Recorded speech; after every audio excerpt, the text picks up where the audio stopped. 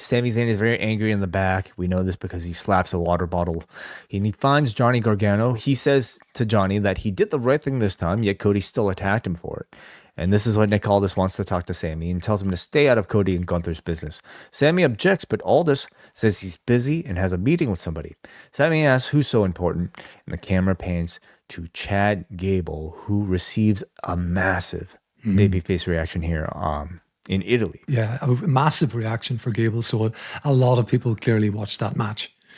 And he deserves it. And just as a side note, Dave in the Wrestling Observer this week gave that match 5 3/4 stars. So he was certainly very impressed. Interesting. Okay. I wonder how many. How many WWE matches have broken the scale? I mean, and I've seen a lot of people say that's not a WWE match, that's a AAA match. It's a WWE match, everybody, okay? It's Ludwig Kaiser and Chad Gable, Anyway, yeah, I'm curious how many WWE matches have broken the 5. Yeah. Yeah. Not many. Probably not that many. Anyway, so, it is really quite impressive hearing this reaction in Italy for simply Chad Gable appearing on screen. And it tells you how effective it was. If the match itself wasn't already effective on the weekend, using Raw to show it, and more importantly, in the body of Raw, showing the actual scene of Chad Gable having this incredible moment, cutting that incredible promo at the end of the match, which they re-aired again, on this particular show. All of it has been incredibly effective in not just promoting AAA, but maybe the bigger intent of it, promoting Chad Gable as a big deal, as a babyface. So he came out of this performance probably gaining the most, more so than even Kaiser. So anyway.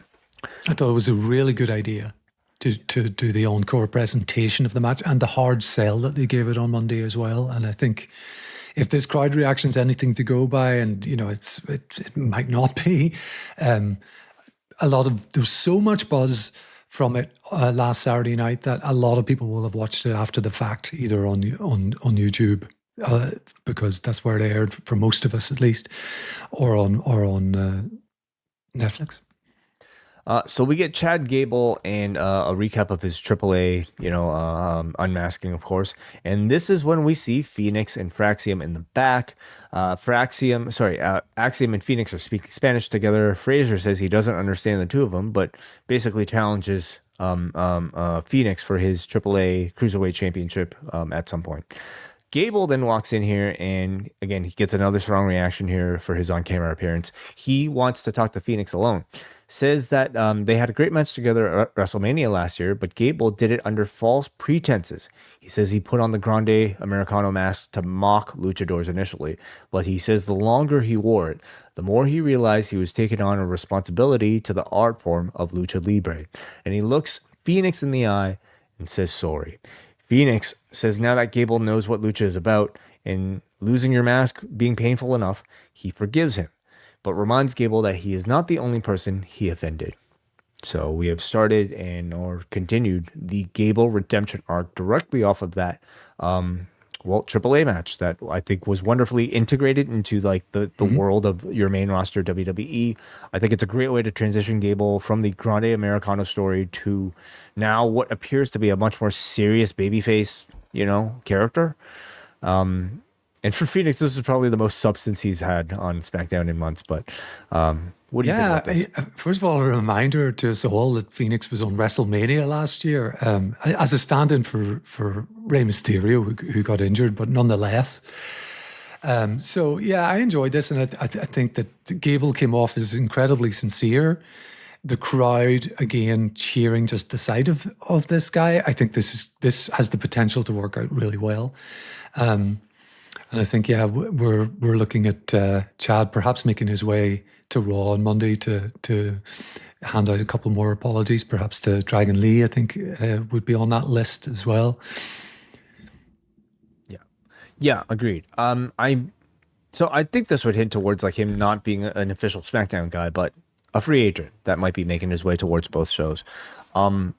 So I also think that it also begs the question of like what of the Creeds, because if Gable's going the babyface, I don't know if I expect the Creeds and Ivy Nile to join him. No, I don't. Yeah, I think he should be higher on the card than they are, frankly, as well. Which would be really tough for Nile and the Creeds.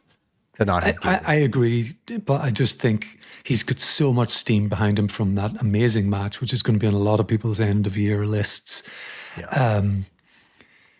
The audience, particularly here in Europe, seem to have really taken to it, and they've got to capitalize on that with Gable, I think. And he's also just a tremendous wrestler who's now over 40, and I think now is the time. If they're ever going to do something with him, I think now is the time. Who do you think would be a good first program, a serious program, I should say, for Chad Gable? I'm drawing a blank because I don't know. I'm thinking of SmackDown at the moment. I don't know who really fits the bill in that case. Ricky Saints is a heel, who would probably give him a good match, but I'm not sure. What do you think? Well, I mean, I think it would suggest somebody who maybe has a history with luchadors, with like Gable, perhaps like playing some sort of like, I don't know, a defender of Lucha Libre, or at least like supporter of Lucha Libre. And Dominic, almost feels perfect, Yeah, I mean, Dominic is not beating Obafemi. I think we can. And we're speeding ahead a little to the end of the show, but I think he will be available, let's say, for a program. So yeah, that could work very well. Yeah, which would suggest that he would stick around on Raw if that's the case. So, okay, yeah, like maybe that's what I'm thinking about. I mean, he might also go back to AAA. Like he is going to be. I mean, he and Kaiser, of course, both of them now are incredibly valuable to AAA.